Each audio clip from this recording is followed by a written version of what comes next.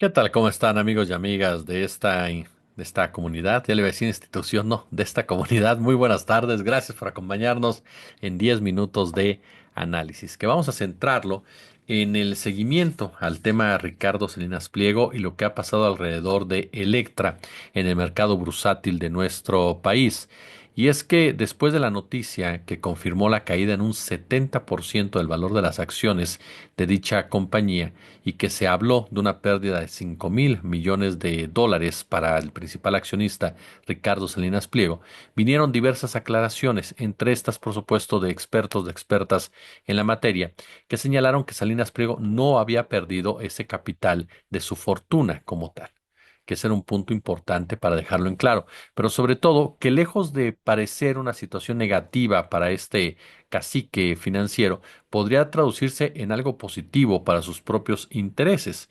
Es decir, vendría a patentar precisamente el abuso como una forma de operar.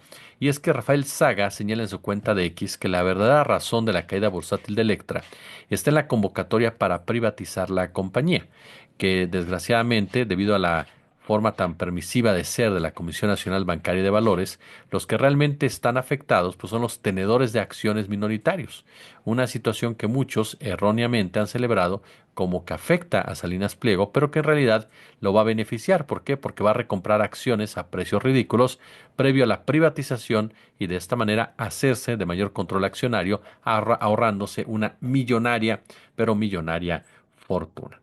De esta manera, Ricardo Salinas Pliego lo que sí estaría confirmando y que es una verdad a todas luces, es este comportamiento corrupto, este comportamiento tramposo, este comportamiento abusivo por parte de un personaje que es el ejemplo de muchos mexicanos y mexicanas quienes tienen perdida la brújula moral desde hace ya bastante, pero bastante tiempo. ¿Cómo puedes aplaudir las acciones de un hombre que engaña a sus socios, que engaña precisamente a sus aliados, que con tal de tener un control absoluto de una compañía, juega de esta forma?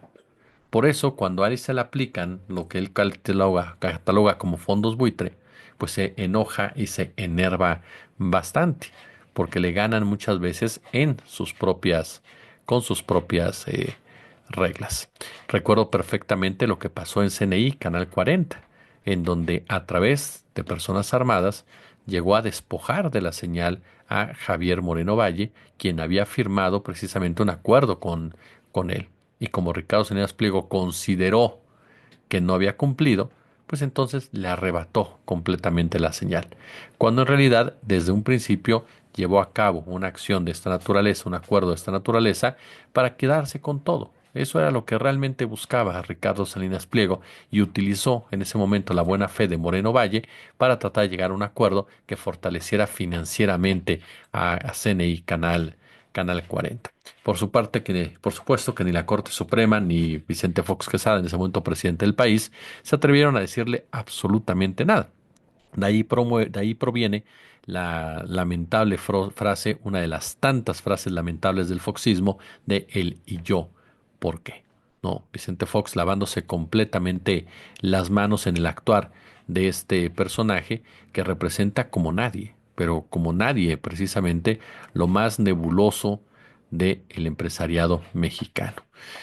Estamos ante un hecho cada día más indignante por donde se le quiera ver, ante un personaje que considera que la ley no tiene por qué aplicársele a él, a un personaje que por su propia decisión no quiere respetar el Estado de Derecho y que tramposamente engaña a millones de mexicanos y de mexicanas con este mensaje de libertad, con este mensaje de rebeldía, con este mensaje de no ser parte del establishment, cuando ha sido precisamente un jugador importante en el mismo, cuando ha recibido grandes beneficios por parte de estos gobiernícolas a quienes él condena de manera categórica en la actualidad, porque hoy ya no cuenta con la misma relación con el poder que sí tenía anteriormente.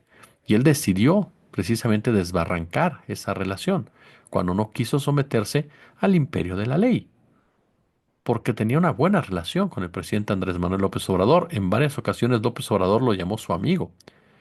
Pero en el momento en que el gobierno federal decide retirarle todo lo relacionado con los programas sociales, porque ¿para qué ibas a utilizar a Banco Azteca y demás si tenías ya tu Banco Bienestar funcionando? Comenzó precisamente la andanada de Salinas Pliego en contra de quien era catalogado su amigo. Cuando se le pidió precisamente que pagara los impuestos, e incluso se habló en el propio gobierno de una negociación, Salinas Pliego no aceptó. Y no porque no tenga el dinero para hacerlo, porque insisto, 63.000 millones de pesos, él los tiene para pagarlos. Para usted o para mí puede ser una cantidad impresionante que nunca, nunca la veremos junta en nuestras vidas, ni siquiera el 10% de la misma.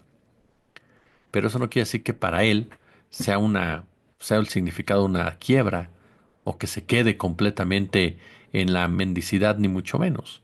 No lo quiere pagar porque no quiere aceptar que cometió un error. No lo quiere pagar porque no le da la regalada gana. Porque así funciona realmente la mentalidad de estos caciques. Así operan. No te dan derechos laborales. ¿Por qué? Porque no quieren. Porque eso es empoderar al trabajador y después el trabajador les va a pedir más. Después el trabajador les va a exigir más. Después el trabajador les va a solicitar otro tipo de cosas. Entonces, ¿qué hacemos? No le damos absolutamente nada y no solamente eso, los despojamos. Pero además han creado esa narrativa en donde hay que darle las gracias a estos empresarios.